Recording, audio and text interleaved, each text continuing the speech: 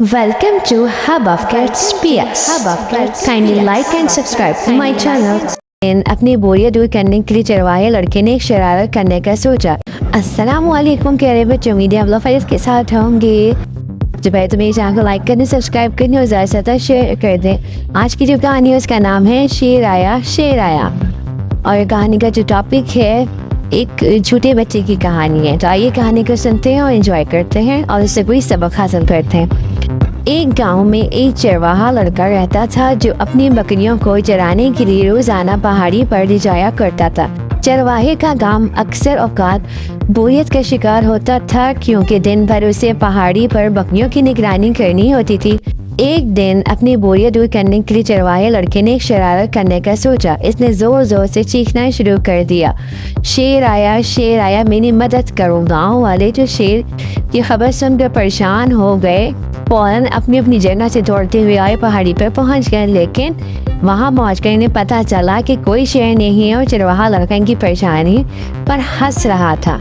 कुछ दिन बाद चरवाहे लड़के ने फिर वही शरारत करने का इरादा किया। इसने दोबारा चीखना शुरू कर दिया, शेर आया।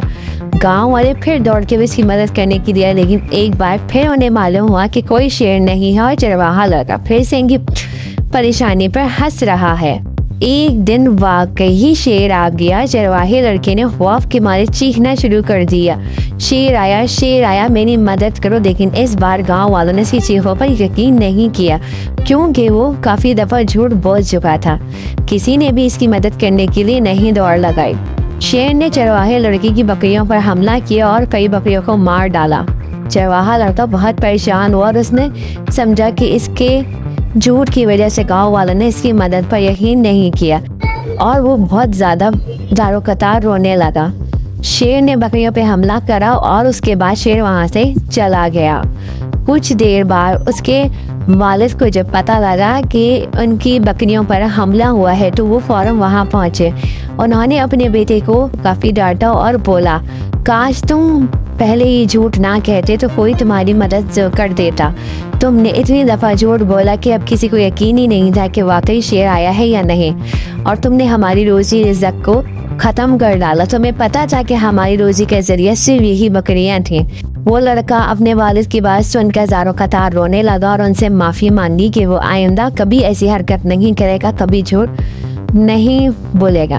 प्यारे बच्चों, इस कहानी से हमें ये सबक मिलता है कि ये कहानी बच्चों को सच बोलने की अहमियत और झूठ के बुरे नताइज के बारे में बताती है। अगर हम बार बार झूठ बोलेंगे तो कोई वाकई हमारी मदद नहीं करेगा। इसीलिए कहते हैं कि हमेशा सच बोलना चाहिए, ताकि हर कोई आपकी मदद कर सके। कहानी पसंद आई हो तो मेरे चैनल को जल्दी से लाइक कर दे, सब्सक्राइब कर दे, ज़्यादा से ज़्यादा शेयर कर दे। अल्लाह हाफिज़ प्यारे बच्चों।